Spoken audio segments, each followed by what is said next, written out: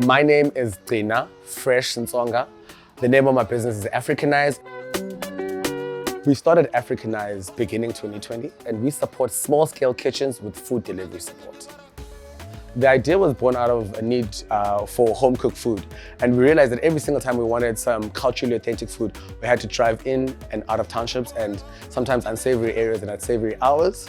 Our target audience are people that are feeling homesick, people that want that home-cooked meal, people that want to try culturally authentic food. And the other side is vendors.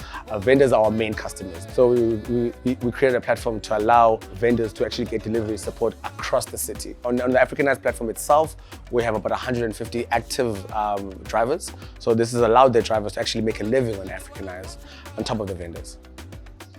Maybe 8 months into our business, we realized that we were making major losses, and we were struggling with keeping up with vendor payments. So we approached retail capital for working capital financing, and I think within I want to say a day, 2 days, we were approved and we were able to pay vendors. The application process was relatively easy. We checked all the boxes, and the requirements weren't onerous, to be quite honest with you. It's just that you need to have a stable cash flow. You need to be operating for, I think, between 3 to 6 months. We met the requirements, and I think we got the funding within 48 hours.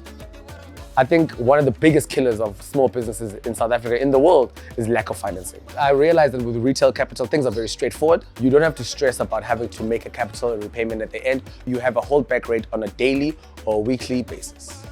So it's always good to think ahead, right? And always have that option of saying, hey, I have a retail capital available for working capital finance. So explore your options before you need them.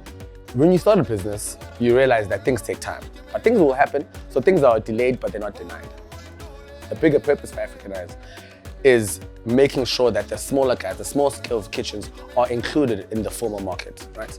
And they get delivery support, and they get all the financing needs that they need to grow their business to maybe a city level or a national level. We're trying to solve some big problems such as youth unemployment, empowering women in terms of vendor support in informal areas such as townships and urban areas, allowing for a walk-in experience for vendors so that if you have the skill of cooking, you just walk into a kitchen and exist on Africanize without having to invest in the PPE. We're extremely hopeful.